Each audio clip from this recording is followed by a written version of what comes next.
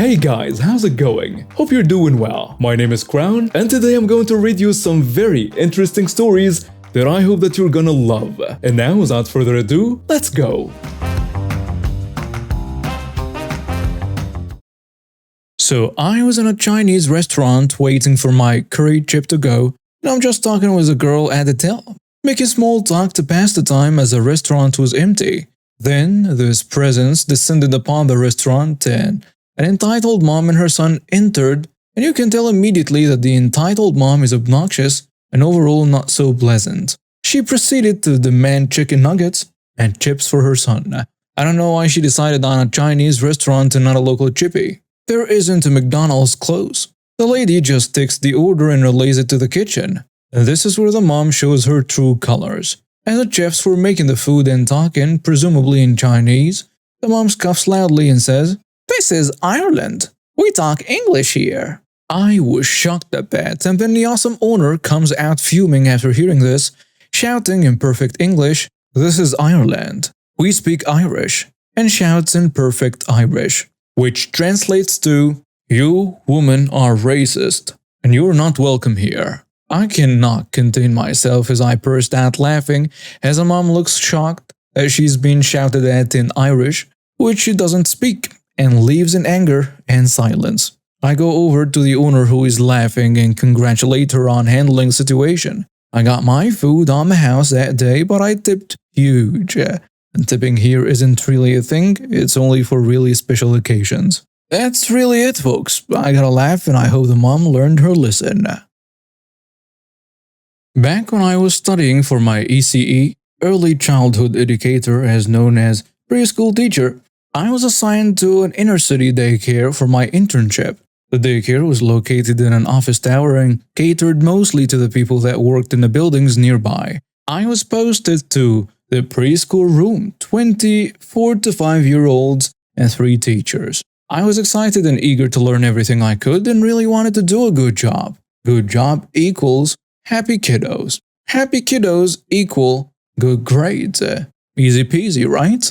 2 of the teachers were fantastic. Let's call them Polly and Molly. They welcomed me, showed me around, and introduced me to the rest of the center staff. Every day I learned more from them and felt I was growing as a teacher. The third lady was, not as nice.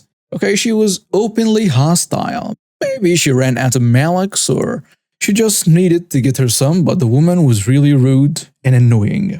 Let's call her Bertha. Bertha was older than the rest of us by at least 20 years and made it her life's mission to calm me down every chance she got. Pains not put away to her specifications? Well, she would remind me, loudly in front of parents, that I had to do it again and properly this time.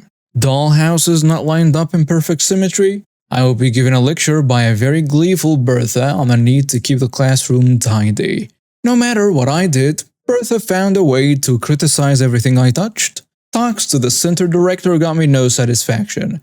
It got to the point Molly and Polly were trying to intervene on my behalf with no success. I figured I was only going to be there for 3 months, so I would just suck it up, finish my term, and hoped it would go by quickly. It all came crashing down quite literally one sunny morning. We had taken the kids on an extended walk across the city to a puppet show, and we're on our way back to the center with our double line of happy little ducks when I stepped off a curb to cross a road and took a nosedive into the street. Our line of ducklings stopped. Molly and Polly helped me up and we assessed my assorted injuries. Face scraped? Yep. Knees bruised? Yep. The most alarming was a 6-inch slice of 1/4 inch deep broad rash on my hand that was causing blood to pour down my arm and drip off my elbow. "Oh, you need to go to the ER," Molly and Polly told me. "Stop bleeding, you're traumatizing the children." Bertha, on the other hand, said this. Me, trying not to bust out bawling in front of our ducklings.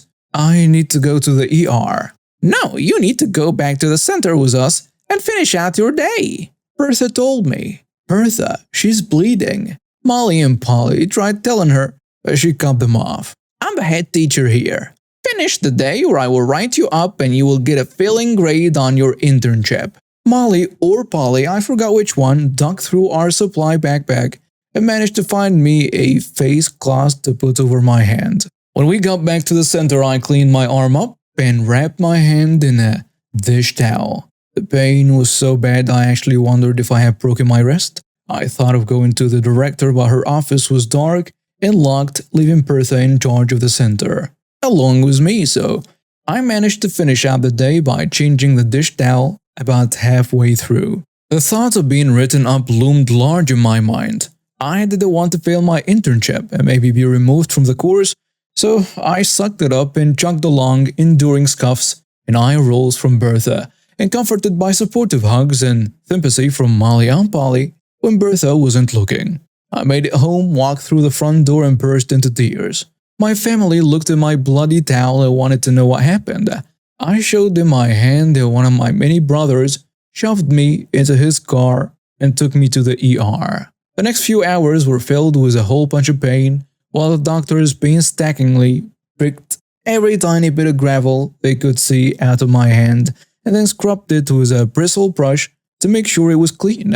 To add insult to injury, I was given 2 shots in the bum, antibiotics and tetanus. Then my hand was wrapped in a soft cast and I was given a note for light duty for 2 weeks. The next day, I was back at work taking my coat off when Bertha walked into the staff room and saw my cast. She scoffed and said, "Going for the dramatic look, are we?" No. The ER doctor put this on my arm last night after spending 2 hours picking gravel and mud out of my hand. Shocked Pikachu face. I walked past her and straight to the director's office and told her everything that had happened. She was so mad at Bertha, who ended up being the one written up. My professor was contacted and I was moved immediately to a different center across the city. Later I heard that Bertha left the daycare. Whether it was on her own steam or she was kicked to the curb, I don't know. I was just happy to hear that she was gone. Edit to add, I see many comments expressing concern for the ducklings. Bertha was extremely kind to them. Please don't worry about them. Backstory. This happened in the 1990s. My parents own a 40-acre farm in the middle of nowhere. After 5 years, a trailer next door that was on 2.5 acres went up for sale. The dogs were put in a pen to go outside when the new neighbors were moving in. The husband looked like he killed his own mother and enjoyed it, but the dogs didn't even give off a whimper. The wife, when she came out the driveway, the dogs went nuts and wanted to tear into her. Our dogs are not violent, but we came later to understand why. My mom, being the nice southern lady that she is, went next door to introduce herself and wanted to know more about the new neighbor. It all seemed well until the wife asked who owned the field behind her house. Mom bashfully replied that it was hers and my dad's. After that, the conversation got awkward and Mom excused herself. A couple of weeks later, Mom and Dad were coming home from shopping and found 3 kids no older than 7 all over our farm equipment. Mom and Dad chased them off to the neighbor's house. My mom went over and asked why those kids were over there. They found that it was a neighbor's grandchildren. When Mom told her that they needed to stay away from the farm equipment because one of them would get hurt, she said, "I don't care if one of them gets killed. I want that field one way or the other," pointing to the field behind her house. Mom and Dad immediately called the sheriff and an attorney to find out what they could do to protect themselves. They both said that they needed no trespassing signs scattered all over the field if possible, especially where the equipment is normally stored and around the property. When Mom and Dad did that, the signs around the property were disappearing.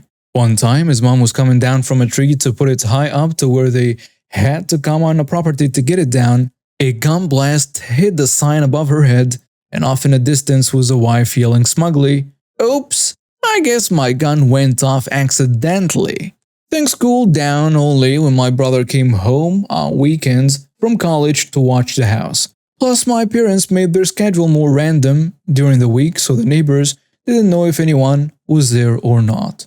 However, they were still causing problems like small things disappearing from our yard and them saying that it must be some druggie looking to steal anything for drugs. It was so bad at one point in time that Mom and Dad asked if they could buy their property. The property was worth $50,000 at the time. My parents offered $60,000. The wife said, "Sure, you can take my property at $250,000. Take it or leave it." Even my parents' property at the time was not worth that much. So, they left it. However, it took a turn for the better 2 years after the offer. The husband wanted the divorce from his wife. This was a grand total of 4 years of dealing with her. Side note, the husband never met my parents until he moved out a week prior. He said his wife told him that my parents, especially my mom, were crazy, and for his safety needed to stay away from them after my mom's initial visit. When he finally found out that his wife was the one that was crazy, he left her. About a month after that, the husband came back talking about how the divorce was going. I wanted to know if they were interested in the property. They told him about the offer 2 years ago, and he said he never heard about it, nor about his grandchildren coming over hoping that one of them will get hurt. But it didn't surprise him. When we told him how much we offered, he said, "The divorce attorney said that the sale of the house will be split 50-50. I don't care if you offer a nickel just to spite her." A week after that, the wife came to my parents' house asking if they were willing to buy at the $60,000 they offered initially. Mom and Dad said that they will buy it at what the appraiser will say it's worth. Because of the depreciation of the trailer and because the wife didn't care of the trailer, it was appraised at $40,000. Mom was ready to be spiteful and offer $30,000, but Dad disagreed and said that would be a good restart for a guy that had to live through this for all those years. Oh yeah, and it was the sheriff's 18-year-old daughter, Sai. I pulled her over at 2 a.m. for running a red light. From my initial contact, based upon her language, attitude, and odor of alcohol, I determined she was inebriated. I removed her to the rear of her vehicle. The entire time she was screaming that she was the sheriff's daughter. I knew that. The first step I conduct in my field superiority tests is the HGN, which is the horizontal gaze nystagmus. That's where I wave my pen in front of your eyes, asking you to track the movement of my pen. It requires me to place my body in close proximity to the body of the detained individual. On this night, that was my mistake. She sucker punched me in the face, broke my nose. Hard to believe a tiny female could punch like she did. She knocked me to the ground. I hit my dispatch panic button, and the world responded. The next I knew, she scuffed and stuffed, and the paramedics were wanting to transport me. We finally all arrived at the jail, and my supervisors interviewed me again. They were more concerned about my health than anything else. I kept asking for a status on a prisoner, and their only response was, "Who gives a crap? Let's get you taken care of." Then the sheriff arrived. He spoke with my supervisors, both of them, the lieutenant and the sergeant, and he spoke with my fellow deputies who also responded. Then he spoke with his daughter, confined in a holding cell. Then he approached me and asked how I was. He really was concerned about my health and the state of damage to my gear. We talked for several minutes. He apologized profusely for his daughter's behavior, and I kept telling him it wasn't his fault.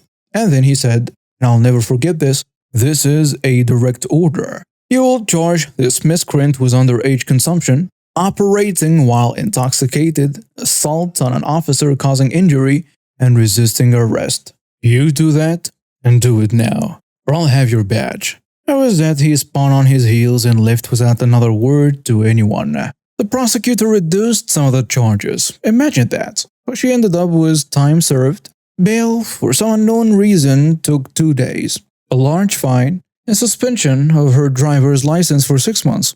Additionally, the sheriff had her apologize in person in front of the entire patrol division, 60 deputies, and the entire corrections department, 100 officers. To be fair on Karen, I think she was having one of those days where life is hard as a racist and nothing is going your way because, frankly, the rest of us refuse to put up with that kind of troglodyte behavior. In our area, there are no zoning laws, so we have homeowners associations.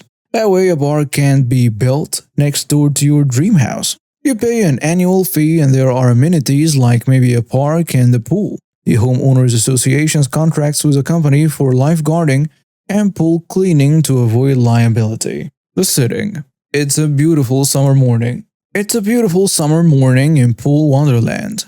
Children laughing and splashing and several lifeguards, including my daughter, sitting on her throne of peace and tranquility. Pool Wonderland has some new rules this summer. No going down the water slide with a child in your lap. No non-swimwear in the pool. If you happen to require a head covering of any kind, it must be swimwear material. This is important detail for later. The cast. My daughter, the lifeguard. Any other lifeguards working that day? Karen, she has lived here forever. Karen's hubby, Karen's 4-year-old son, and an innocent family. Scene number 1. Karen says, "Hubby, take our son down the water slide." Sure thing. The lifeguard atop the slide says, "Sorry sir, no children riding in your lab. We do apologize. It's a new rule this year." "Hey, no problem." The kid was disappointed, but not an unruly little thing. "What the hell? That's rude," Karen says. The kid began to cry as I assume this tone signals to him that once again, Mama is gonna lose it. Her husband tells her, "It's no big deal." Karen now addressing the lifeguard. "Why can't my son go down the water slide with his dad?" The lifeguard explains the rules and Karen doesn't like it but complies in a huff. Scene number 2. The innocent family shows up and orders pizza. They have a small family birthday party which was scheduled in advance with tables reserved. Many of the women are wearing what I understand to be Muslim swimwear, appropriate fabric for the pool and covers much of the body including a hijab. Please don't jump on me if anything I said was ignorant or incorrect about the religion or the names I used. I am merely trying to paint a picture here. I mean no offense and hope none is taken, but polite corrections or constructive comments are always welcome. The family decides to get in the pool. Karen also gets in the pool wearing a shirt and some shorts. The lifeguard says, "Ma'am, I'm sorry, but you will have to get out of the pool. You can't wear that in the water." "Excuse me, I pay for the privilege to swim here and you cannot tell me what to wear." It's a new rule this year. We cannot allow people to wear cotton fibers in the water because it messes up the plumbing. "What about them?" she says disgustedly, referring to the Muslim ladies. "If I have to get out, so they should."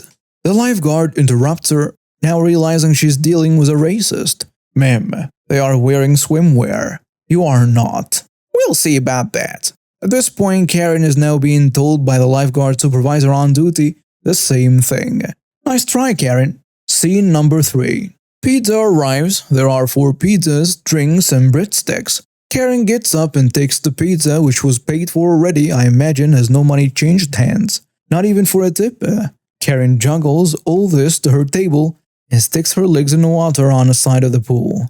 Another pizza arrives and the innocent family is approached by a lifeguard as they were expecting a delivery. The family says, "No, that isn't ours. We ordered 4 pizzas and drinks and breadsticks from another pizza place." The lifeguard looks around and sees 4 pizzas and drinks and breadsticks on Karen's table. Pretend to be shocked. The lifeguard says to the family, "I bet I know who this belongs to. Let me help you." She's thrilled she is going after Karen, the nasty witch. She doesn't even say anything. She walked up to the table, set the pizza down, and helped the family carry the 4 pizzas and drinks and breadsticks. "Excuse me, where do you think you're going with our food?" "This pizza isn't your pizza, ma'am." She has an order on her phone matching the pizza place and the order. "Your pizza was delivered a moment ago and is on your table." Karen glances back in confusion, covering her embarrassment. It wasn't even the same damn delivery place. It was pure rage, now yelling at the lifeguard and demanding the police be called. The lifeguard tells her, "Why would you call the police?" "You have been harassing me all day, and I know you have been staring at my son. I have lived here for years, and I'm going to the Homeowners Association board to have you fired." The lifeguard laughs nervously and turns and walks back to her stand. "My daughter has bad anxiety, and for years she's perfected the Stonewall exterior where you think she doesn't care, but she will cry later because, she's human." Karen trailing behind and yelling expletives now. Karen proceeds to use her phone camera to video my daughter, hoping to catch her doing what, I don't even know. She is literally paid to watch and scam patrons of the pool. That's most of your damn job as a lifeguard. By the end of the day, the police have been called because Karen insisted the staff was out of line.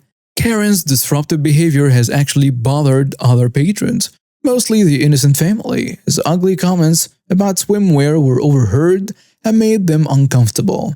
She was following guards and taking cell phone video that actually got Karen and her family kicked out. Many lifeguards are minors and this made the staff uncomfortable. Not to mention, it's ludicrous to be distracting a first responder from their job. Karen did not return to the pool for the remainder of the summer, not because she was banned. Hopefully, she went home and looked in the mirror and was too embarrassed by her behavior. Since my last story went over so well, I guess I will share another from my time at Macro Point. Now, some people believe the customer is always right. This is a problematic belief. The truth is, most of the time, a customer is an entitled twat. They're supposed to perform admirably anyway. This gets harder when you're dealing with anyone who thinks they know something that they do not. So a guy comes into my department and I greet him on a carpet. I tended to be Johnny on the spot whenever someone came in. Welcome to our Build Your Own department. I'm anonymous. What are we putting together today? The man scoffs at me and says, "A computer, obviously." All attitudes. He was neckbeard wearing a My Chemical Romance shirt. Pants so tight that he had a mushroom top and mismatched shoes. This was obviously on purpose as both shoes were clean. Just didn't fit his look. I didn't take much time examining him. My dad had always told me I gotta get the measure of a man with a glance and look them in the eye the whole time. He literally used to test us on this crap, turn, look, then tell him what cars we saw in that split second. I was decent enough at it, but not great. I instead would tell myself little lyrics on the fly to remember key details. It's become a life habit. I explained this to point out that I wasn't staring at his look, so I'm pretty sure the snickering hens in a general section who didn't work for us were the source of his ire about being judged about his look. He took my smile as me thinking something was funny. I feigned ignorance like I didn't hear him, and then when he asked again, I apologized and asked him to speak louder. Told him I was hard of hearing. This relaxed him a bit, thinking I couldn't possibly have heard the hint given him the business. I did, but I wasn't going to show it. With an attitude, he handed me a list and leaned forward shouting, "I don't want to be sold for nothing. Here's what I need. Go get it." I look at the list and it's pretty thorough. Names of items and SKU numbers. This looks like a full build. Good money, though a lot of them I identify as cheaper parts. I tell him it'll take me a few minutes and invite him to take a look around in case he sees anything else he might need. He rudely says he'll wait there and he ain't buying crap else. So don't try none of my snake oil salesman crap. I smiled and said, "Oh no, but it's so good for the joint and muscles." He didn't think it was funny, so I just walked away and got his stuff. Halfway through grabbing his items, I realized that he only looked at prices and not what each thing did. His build had an AMD processor, but he wanted an Intel board. The case he wanted was slim and the video card he wanted would not fit. He needed a lower profile, though the Intel board had integrated graphics, so I was sure why he picked the card. Also, the power supply he wanted was of lower quality and wattage than the one that came with the case. All in all, I was compelled to ask what the hell he was trying to build. I gathered everything quickly and brought it up, going over each piece with him and getting his approval. I then asked him if all of this was for the same build, to which he replied with something smart like, "Wow, how observant of you," or something like that. I smiled and tried to inform him that some of those parts would not work together, but he simply cut me off. "Listen, I don't need you to try to upsell me. I've been building computers for a while. I know what I'm doing." He did not, and I wanted to question that validity of his claim. I asked him then if he would like to hear about our return policy, just in case. He got belligerent, telling me he knows what he's doing and how dare I treat him like he's stupid just because of the way he looks. Granted, he did look stupid, but I think his ire was more for the cute girls giving him crap and some insecurity versus anything I said. Alrighty, you're not interested in our return policy or our extended warranty policy, right? I confirmed. We're supposed to ask about the warranties with everyone, but I figured he was not going to take kindly to that. So all I wanted to do was cover my bases. "Warranties are for suckers. Do I look like a sucker?" He snapped. Yes, he did, but I wasn't going to say that. I just smiled at him and asked if I could double check his list to see if I got everything. I whipped out my phone and took a picture of everything, along with a list. I knew most of this was coming back. I let him go about his day. I didn't even sticker it. I knew what was coming. 2 days later, Nick Beard shows back up, muffin top, 2 different pairs of shoes, and an anime shirt that made Goku look like he had a fisheye head. He looked embarrassed and angry. He had with him someone who I at first thought was his girlfriend, a little Latino woman who I was certain was either blind or a gold digger, but turned out to be his sister. Absolutely no resemblance. She was friendly and told me she was trying to build a gaming computer to play Crysis. I was a little incredulous, young, and to be honest, at the time, I did not think girls played games like that, so I turned to him and said, "Crysis?" And he shrugged. Little lady stepped up and reiterated herself. It was a bit of friendly mocking cause she knew what I was thinking. Apparently she got crap for being a gamer girl. I just shrugged and told the truth. There was no way in hell that previous build was gonna play Crysis very well. The brother had an attitude. He said yeah and handed me another list. This one similar to before. He made no explanation for his previous mistake and just told me to get the new items, along with the same line about not upselling him. I looked at the list and knew right away that build wasn't gonna play that game very well. I mean, I could get him there with a $1,500 build barely. This was something like $900 and that video card, don't remember what it was not gonna cut it. I told him so and that maybe he should look at the game specs online, which would help him make a better decision. He told me he had done his homework and to just get what he said. I looked at his sister, pleading, and told her that I could come up with a system that was both affordable and would run the game decently. He interjected and got mad, threatening to get another salesperson. I said okay, but I knew he would be back again. As I'm getting his stuff, I hear him away from his teacher on the phone. He's telling someone that he wants to finish this up and get the bill done. Apparently his parents had allocated some money for his, and he was trying to get a cheap system so he would keep the rest of the money. A real D-bag move. But not my problem. I gathered what he asked for and sent them on their way. Didn't tag the stuff either. It was either coming back or could go to the pool. I saw Nick Beard 2 days later with little sister in tow and his parents. He was not dressed like a disaster that day. His parents did all the talking. There was no list. They told me that they trusted their son to get this done, because he was good with computers, but the game wasn't working properly and they were trying to get everything together for their daughter's birthday, which had apparently passed after the first time I met Nick Beard. The parents then told me they only had $3,000 to spend on this computer. They'd looked up the average price of high-end gaming rigs. They wanted to buy an Alienware, but were convinced by their son to build it themselves, possibly so he can control what they spent. $3,000? This man was trying to snake his parents out of like $2,000 with these crappy builds. They told me to put together something that would work, and I smiled at Nick Beard and said, with a $3,000 limit? They confirmed and I grinned.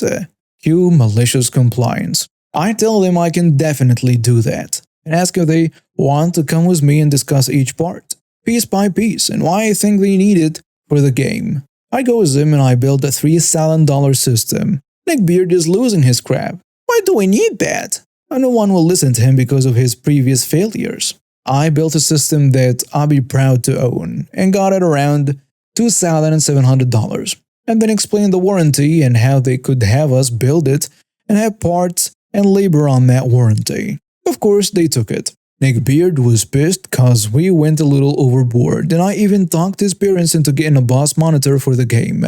These I certainly stickered. If Nick Beard hadn't been such a jerk, I'd have been built him a system that could play him the game, and he would have been able to go about his friendish plan and keep his parents' change. Instead, he got nothing, and his sister got a build that she loved and a case that she apparently always wanted. A white antique with purple fans. Moral of the story, don't be a jerk to your salesman. Tell them what you want and need and they will accommodate most times. Or at the very least, know what the heck you're doing. If he'd known computers like he claimed, this wouldn't have been an issue. Either way, I'm glad things didn't work out for him, and this time, there were no returns.